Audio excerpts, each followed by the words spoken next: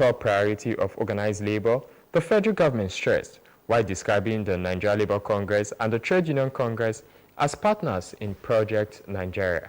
This came hours after the president of the NLC, Comrade Joe Ajaero, stated that the indefinite strike would begin by midnight on Monday. The NLC leader, who read from a jointly prepared speech alongside his TUC counterpart, Comrade Festus Osifo, expressed what he described as grave concern and disappointment over the federal government's failure to conclude and pass into law a new National Minimum Wage Act and reverse the hike in electricity tariff to 65 naira per kilowatt hour. Comrade Ajaero noted that the meeting between the government and Labour further demonstrated lack of seriousness and apparent contempt with which the Nigerian state held the demands of Nigerian workers and people. Talks on the minimum wage between the federal government and organized labor hit a brick wall when the government failed to shift grounds on the 60,000 naira it proposed during the last meeting. The Tripartite Committee on the new National Minimum Wage has criticized organized labor's decision to associate its nationwide strike against electricity tariff increases with discussions on the new minimum wage, describing it as unjust to the negotiating parties.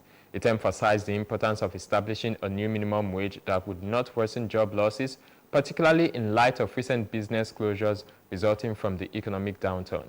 The committee, which raised the concerns in a statement on Friday, also highlighted its discussions with the organized labor, showing the efforts made to reach a consensus.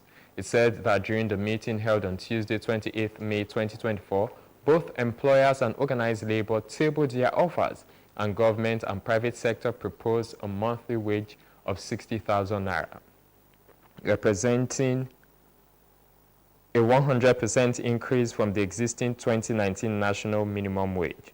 It said that in stark contrast, organized labor made an offer of 494,000 naira per month, a staggering 1,547% increase, which led to the meeting being adjourned with organized labor seeking further consultations before potentially revising their offer. The committee further claimed that efforts to reconvene on Friday, 31st May 2024 were thwarted when organized labor, insisting on employers to first shift grounds, abruptly walked out of the meeting. It said despite the government's defense of its offer, highlighting economic considerations and non-monetary incentives, the organized labor refused to shift grounds.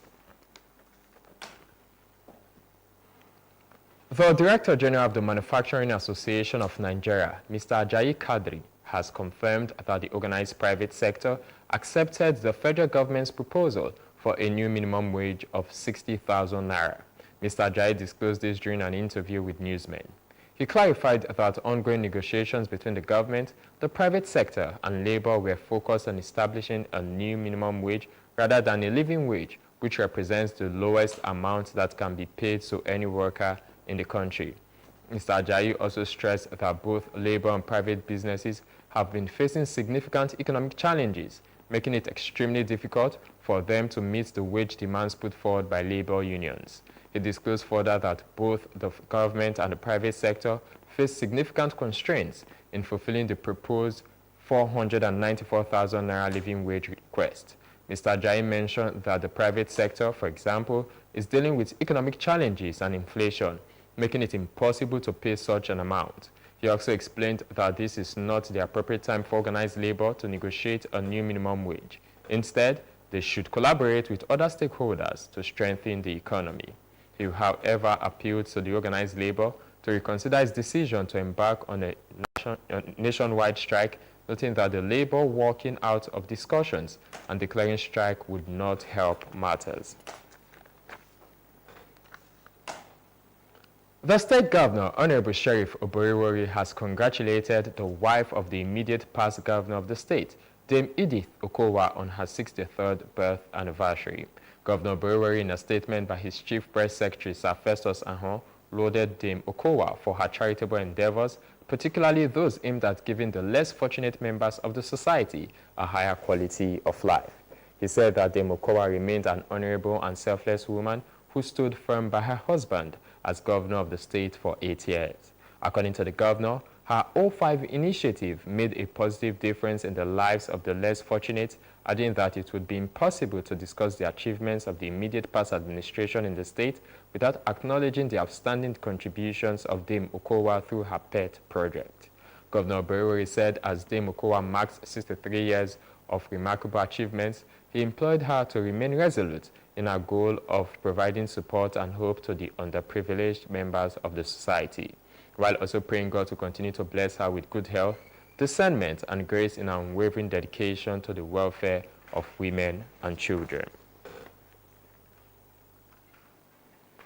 Governor Sheriff Oborevwori has congratulated a People's Democratic Party PDP chieftain and elder statesman, Chief Mike Adiotomire, as he clocks 86 years.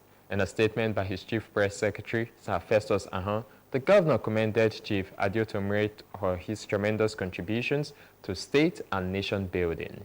He noted that the celebrant had made outstanding contributions to Nigeria's development, particularly during his tenure as Secretary to the Bendo State Hospitals Management Board. Governor Oborevwori said the state remained proud of him for his unwavering commitment to upholding the truth at all times. He prayed Almighty God to continue to bless him with good health and many more years of happiness. Chief Adiotomire is a well-known administrator and exceptional politician from Ovu Inland, Ethiopia East local government area of the state. In the same vein, the Speaker of State House of Assembly, the Right Honorable Emomotimi Goa, has felicitated the wife of the immediate past governor of the state, Dame Edith Okowa, as she marks her 63rd birth anniversary. Right Honorable Goa described Dame Okowa as a virtuous woman who had impacted many lives, particularly the less privileged in society. The Speaker, in a statement by his Chief Press Secretary, Nkem Nweke, specifically acknowledged the success story and remarkable achievements of the O5 initiative, a non-government organization established by Dame Okowa during her tenure of her husband as governor of Delta State. Right Honorable Goa also paid glowing tributes to Dame Okowa for her dedication to sound upbringing of the younger generation and service to humanity as a classroom teacher, stressing that she remained so committed to teaching the students, even as a wife of a serving senator. He enjoined Dame Okowa never to be distracted in her service to God and humanity, emphasizing that the celebrant has been a shining example of a good wife and great mother. Nationwide blackouts will commence across Nigeria as electricity workers revealed they will be withdrawing their services from Sunday midnight for the organized labor's indefinite strike slated for Monday. The Acting General Secretary of the National Union of Electricity Employees, NUI, Mr. Dominic Igwebike, disclosed this in a notice yesterday. The development came in compliance with the indefinite strike action by the Nigeria Labour Congress and Trade Union Congress over the failure of the federal government to sign and implement a new minimum wage and the reversal of the April 3 240% electricity tariff hike. Nigerian workers are also using the strike to press home their demand for the immediate reversal of the electricity tariff to 65 naira kilowatt hour from the current 208.80 naira. The federal government has reiterated its commitment to ensuring compliance with environmental standards by monitoring the operations of mining companies. The Minister of Solid Minerals Development, Mr. Dele Alake, stated this when he received the Governor of Enugu State, Mr. Peter Mba, in his office in Abuja. Mr. Alake said that the move was aimed at sanitizing the sector and repositioning it to boost the economic profile of the country. He disclosed that the federal government and Enugu State have agreed to set up the state's Mineral Resources and Environmental Management Committee, MINREMCO, to monitor mining companies' compliance with environmental standards, adding that the move would enhance the development of the mining sector in the state. MINREMCO is charged with overseeing the regulations of mining operations in the state, which includes ensuring environmental standards to address land degradation, where minerals are extracted, and the sustainable and orderly development and management of mining resources. The minister underscored the state's significant contribution to Nigeria's economy during the colonial era and highlighted its potential for renewed economic growth through the development of solid minerals. On his part, Mr. Amba said his administration was committed to harnessing Enugu's vast mineral resources in partnership with the federal government. Mr. Amba thanked the minister for his accelerated actions to set up Mirenco, which was critical to addressing the menace of illegal mining in the country, which will significantly contribute to Nigeria's gross domestic product. The Federal Ministry of Arts, Culture and the Creative Economy and the Nigerian Economic Summit Group, NESG, have signed a Memorandum of Understanding MOU towards repositioning the art, culture and creative economic sectors. The MOU was signed by officials of both organizations at the ministry's headquarters in Abuja.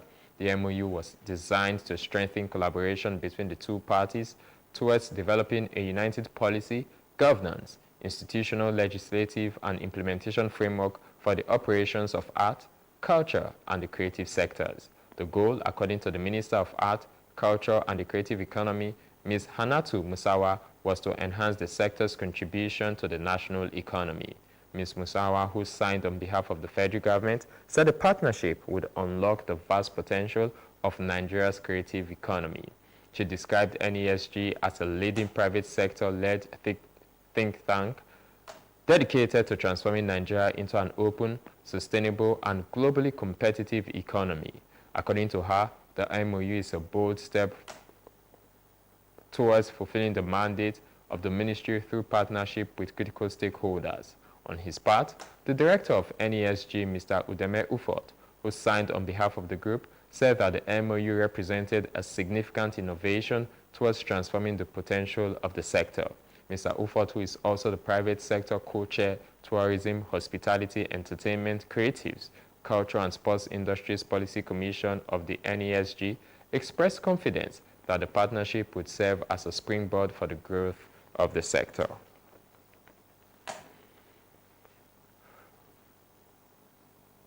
The Comptroller General of the Nigeria Immigration Service, NIS, Ms. Kemi Nandab, has said 107,646 produced passports remained uncollected nationwide. The service public relations officer, Mr. Kenneth Udo, said this in a statement in Abuja.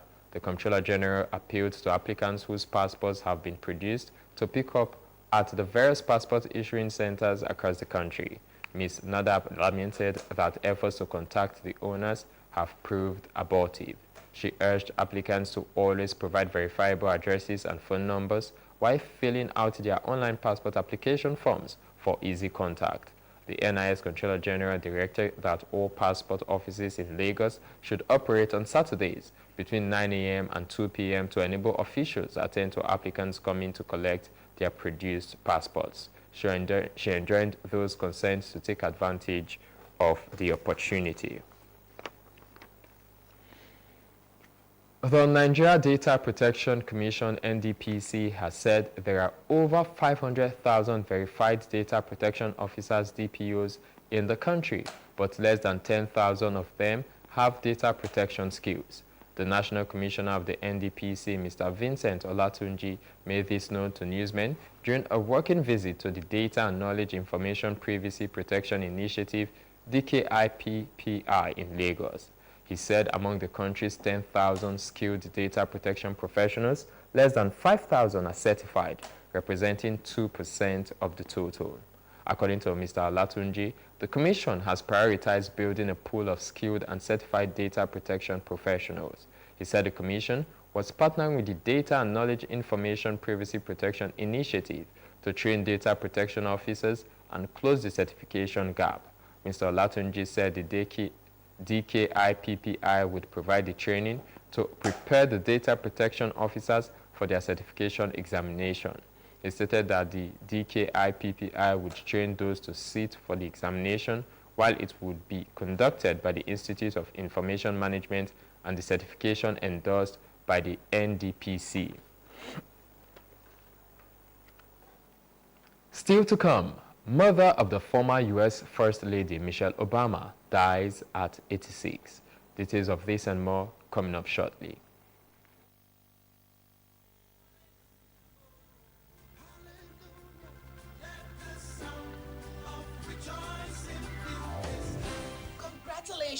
Congratulations. The Women on Mission Support Group, comprising wives and associates of 7th Assembly members, heartily rejoice and celebrate Her Excellency Deaconess Tobore Oborewori, wife of the Governor of Delta State, on the occasion of the 1-year anniversary of His Excellency, Right Honorable Sheriff Oborewori as Governor of Delta State. Your Excellency, your Matter Charity Foundation has made remarkable strides in human capital development through your notable support in education, healthcare, women empowerment, and assistance to people with special needs. We are glad to be associated with you. We admire and cherish your love and care for the people of Delta State, encapsulated in the slogan, "Everybody is somebody."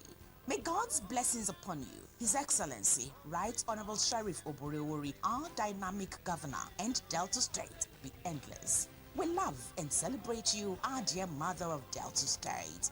Once again, congratulations, Ma. To God be all the glory. Signed, Mrs. Imomotimi Guo, wife of the Right Honorable Speaker, Delta State House of Assembly, for Women on Mission Support Group.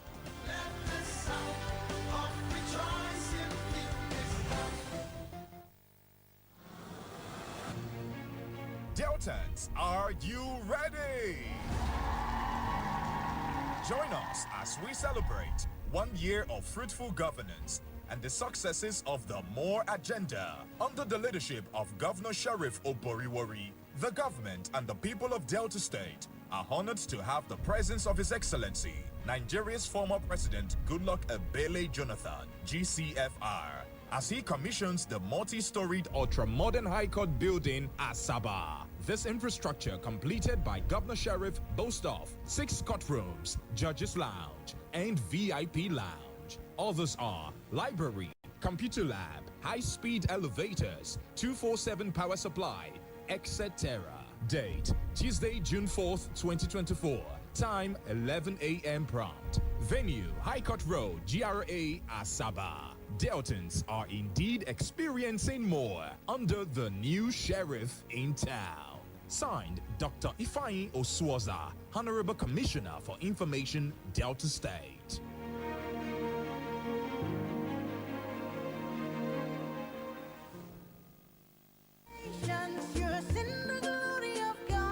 Happy anniversary, happy anniversary. On behalf of the board and management of Delta Broadcasting Service Asaba, we extend our warmest congratulations to His Excellency, Right Honorable Elder Sheriff Oborewori JP, Governor Delta State, on his first anniversary in office. In this short period, your visionary leadership, unwavering dedication, and tireless commitment to the betterment of Delta State have left an indelible mark on our collective journey towards progress and prosperity. Under your guidance, Delta State has witnessed transformative initiatives, groundbreaking policies, and remarkable strides across various sectors. Your steadfast determination to prioritize the welfare and development of our people has not gone unnoticed, and we are proud to stand by you in support of your noble endeavors. As we reflect on the past year, we are inspired by your resilience in the face of challenges, your ability to unite diverse communities, and your genuine concern for the welfare of every citizen. Your leadership serves as a beacon of hope and inspiration, guiding us towards a brighter future for us all. On this auspicious occasion, we reaffirm our unwavering commitment to working collaboratively with your administration to realize the aspirations of our beloved Delta State. Together, we will continue to strive for excellence, innovation, and inclusivity, ensuring that every individual has the opportunity to thrive and succeed. Once again, congratulations on this significant milestone, and may the years ahead be filled with even greater achievements and prosperity for Delta State under your esteemed and inspirational leadership. Congratulations, Your Excellency. Honorable Austin Chikezie, Board Chairman, Delta Broadcasting Service Asaba, and Mrs. Christine Imetulu, General Manager. Announcers.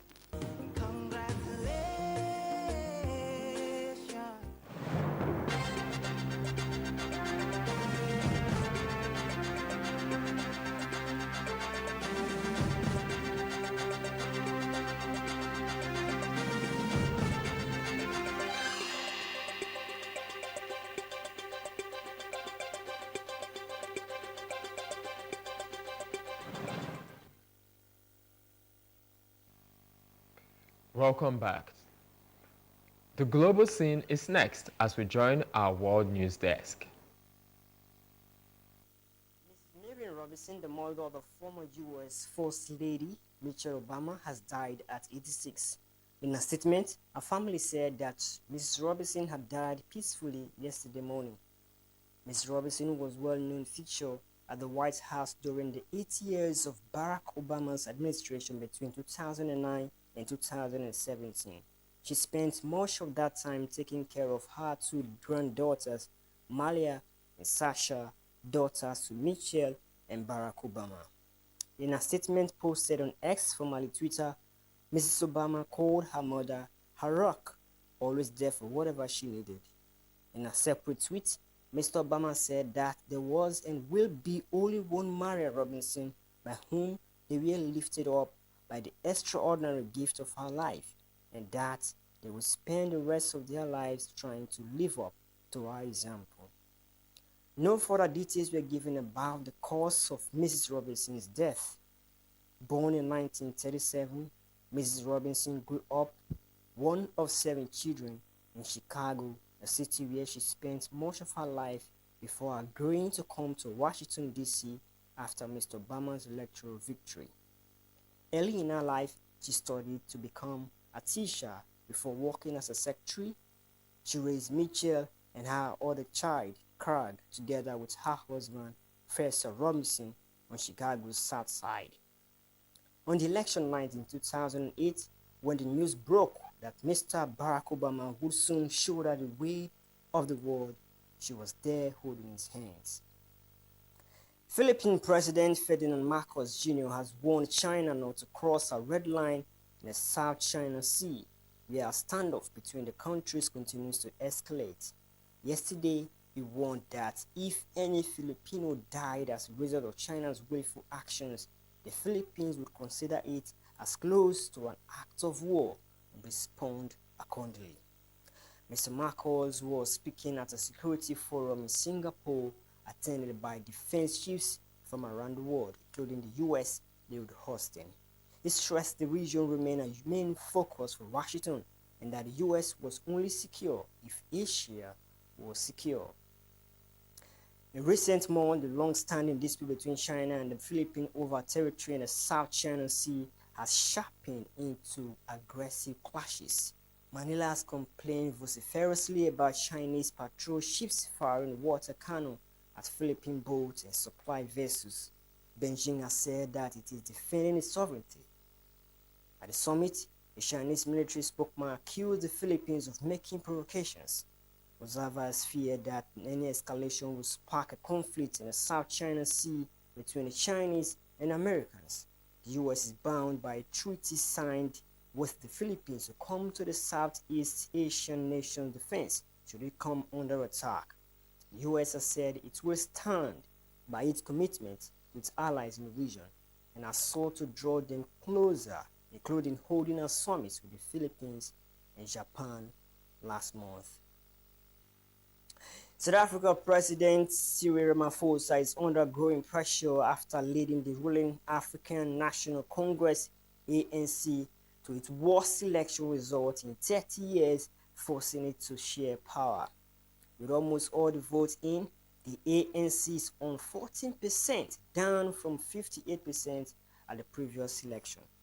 This is lower than the party's feared worst-case scenario of 45%, according to analysts. The ANC has always pulled above 50% since the country's first democratic elections in 1994, which saw Nelson Mandela become president. The support for the party has been dropping significantly due to anger over high levels of corruption, unemployment, and crime. Citing the cost of living crisis and frequent power cuts, a woman told the news media that she has ended a 30-year voting streak for the ANC in favor of the center-right Democratic Alliance, DA, this time. According to her, someone else needs to take the chance. The final results will be announced tomorrow.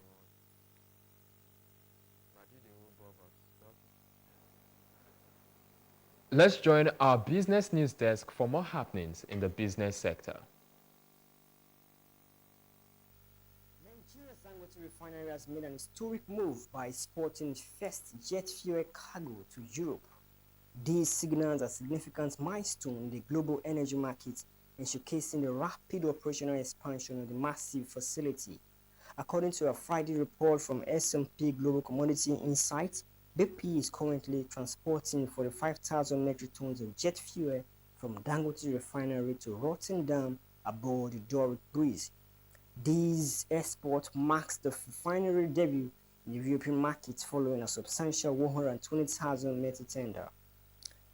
The Director General of the Manufacturers Association of Nigeria, Segun Ajayi Kade, has disclosed that electricity distribution companies have disconnected over 100 manufacturing firms. In an exclusive interview with newsmen at the annual general meeting of the Man's Food, Beverages and Tobacco sector on Thursday in Lagos, he revealed that 10 of the association members have been disconnected in Kano. Mr. Segun said one of their branches has taken legal action which subsists. However, he said the disco in Kano is still disconnecting their members despite the court injunction.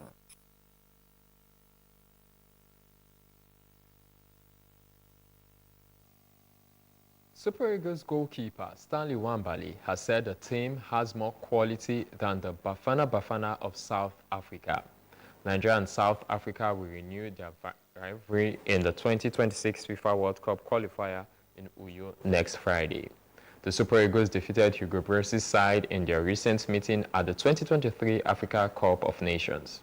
Bafana Bafana has a slight edge ahead of the Super Eagles in Group C as they occupy second position with 3 points. The Eagles have amassed 2 points from the same number of matches. Nwabali insisted they had the quality to finish top of the group. Next is the thought for the day.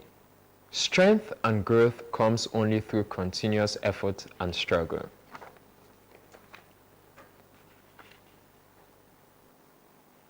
To end the news, here again are the highlights. The federal government has pleaded with the organized labor to reconsider its decision to embark on an indefinite strike from Monday, June 3 in protest against the government's refusal to raise the proposed minimum wage from 60,000 naira. The Minister of Information and National Orientation, Idris Mohammed, disclosed this in an exclusive interview with journalists, saying that industrial action was not the solution to the ongoing negotiation for a new minimum wage for workers. The state governor, Honorable Sheriff Oboriwori, has congratulated the wife of the immediate past governor of the state, Dame Edith Okowa, on her 63rd birth anniversary. Governor Oboriwori, in a statement by his chief press secretary, Sir Festus Ahon, lauded Dame Okowa for her charitable endeavors, particularly those aimed at giving. Nationwide blackouts will commence across Nigeria as electricity workers revealed they will be withdrawing their services from Sunday midnight for the organized labor's indefinite strike slated for Monday. The acting general secretary of the National Union of Electricity Employees, Mr. Dominic Igwebike, disclosed this in a notice yesterday. And abroad, mother of the former U.S. First Lady Michelle Obama dies at 86. That's the news. Thank you so much for watching. I am Ogaga Ekama. Good evening.